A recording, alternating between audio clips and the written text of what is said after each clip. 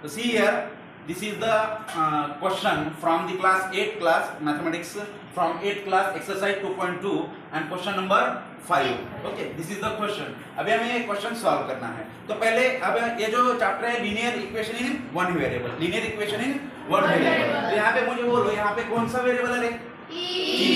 कितने वेरिएबल है? 1. How many times, मतलब कितने टर्म्स में? 3 टर्म्स में. वेरिएबल कितने हैं? 1. ठीक है, वो कौन सा वेरिएबल है? t.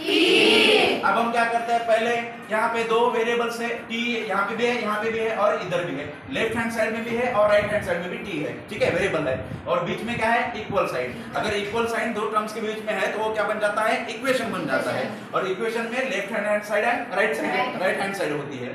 तो राइट हैंड साइड में t है. अब यहाँ पे अगर माइनस t है, उसको हम अगर लेफ्ट साइड में लेके आएंगे तो वो क्या हो जाएगा? मतलब उसका साइन क्या हो जाएगा?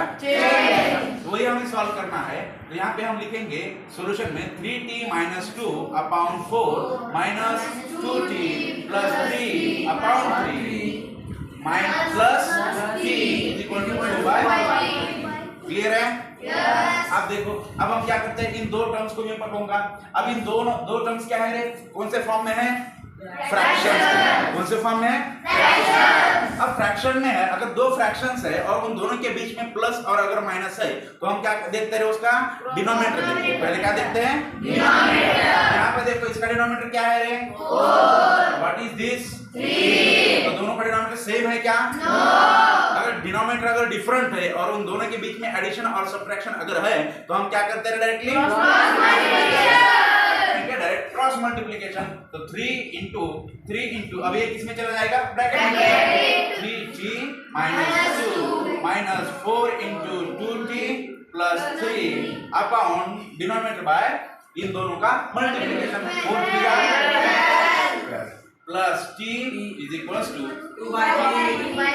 क्लियर है? अब देखो, अब हमें क्या करना पड़ेगा? बोर्ड मास्टर में पता है, बोर्ड मास्टर में पहले ब्रैकेट सॉल्व करते हैं. तो यहाँ पे दोनों जगह क्या है? ब्रैकेट्स है.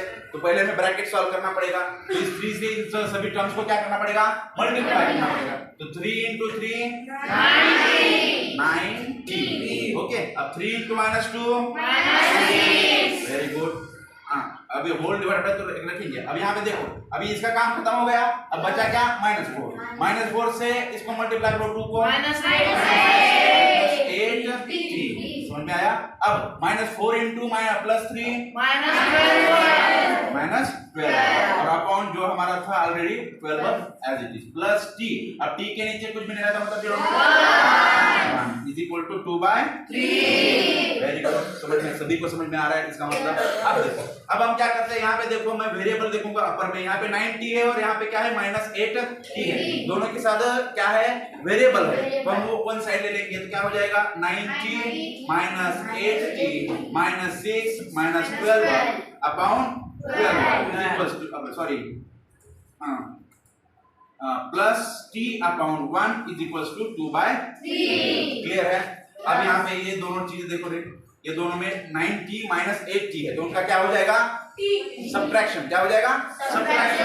तो हम करेंगे सब्ट्रैक्शन. देखिए अभी देखो, अब 9t -8t कितना होता है?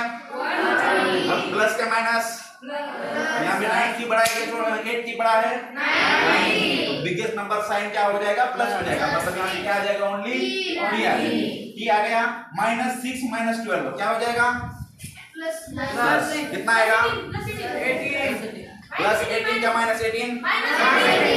यहाँ पे क्या हो जाएगा? माइनस प्लस होता है लेकिन साइन जो होता है वो माइनस रहता है. तो -18 और डिनोमिनेटर में क्या आ रहे हैं? 12. Okay, 12 plus t by 1 is equals to 2 by 3. Clear है यहाँ तक? अब देखो, अब हम क्या करें? अब ये दोनों टर्म्स पकड़ो, दोनों में भी वेरिएबल है. ठीक है, दोनों भी किसकी फॉर्म में है? फ्रैक्शंस के फॉर्म में. दोनों के बीच में क्या है? एडिशन है. तब हम क्या देखते हैं? उनका डिनोमिनेटर देखते हैं. तो डिनोमिनेटर क्या है? यहाँ पे डिनोमिनेटर सेम है क्या? हम क्या करते हैं?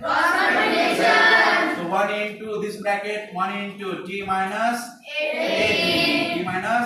18 plus 12 into t मतलब 12t अपॉन डिनोमिनेटर का मल्टीप्लिकेशन 12 वन जा इक्वल टू 2/3। क्लियर है सभी को? अब फिर से देखो न्यूमरेटर में क्या है, ब्रैकेट है, ब्रैकेट सॉल्व करना पड़ेगा पहले।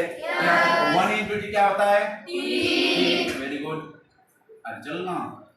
Minus 1 into -18 -18 plus 12t upon 12 okay is equal to 2/3।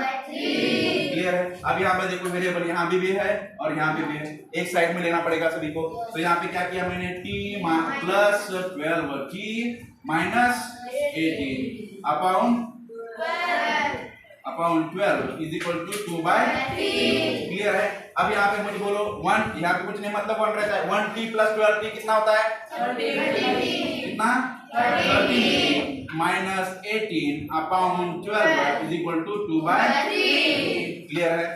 अब यहाँ पे एक चीज होती है, अब यहाँ पे क्या है, वेरिएबल तो एक ही सर वेरिएबल तो एक ही है। अगर हमें वैल्यू निकालनी की, वैल्यू किसकी निकालनी है? टी की निकालनी है।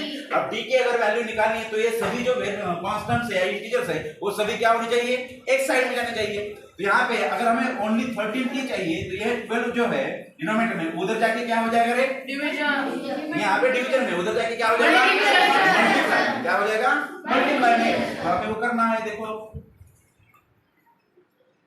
सी है। अब ये 12 अगर इधर चला गया तो यहाँ पे क्या रह जाएगा? 13t minus 18 is equal to 2/3 into 12। अब 12 कहाँ आ गया? न्यूमरेटर में आ गया। 12 के नीचे कुछ नहीं रहता, मतलब 1 रहता है। अब यहाँ पे देखो हम सॉल्व करेंगे, यहाँ पे 13t माइनस 18 वैसे को वैसा रख दिया। अब यहाँ पे देखो दोनों भी किसी के फॉर्म में है, फ्रैक्शन के फॉर्म में। दोनों के बीच में क्या है? मल्टीप्लिकेशन। अब एडिशन और सब्ट्रैक्शन है कि यहाँ पे नहीं है, क्या है? मल्टीप्लिकेशन। मल्टीप्लिकेशन अगर दो फ्रैक्शन में है तो हमारा क्या होता है? न्यूमरेटर का मल्टीप्लिकेशन और डिनोमिनेटर का मल्टीप्लिकेशन। देखो 12 to the upon 3। Very good. अब हमें क्या करना पड़ेगा?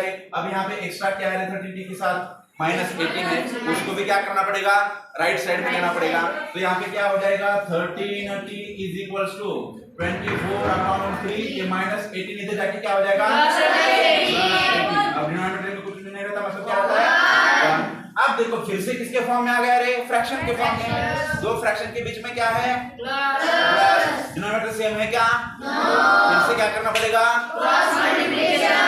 13t is equals to 1 into 24 plus 3 into 18 upon 3.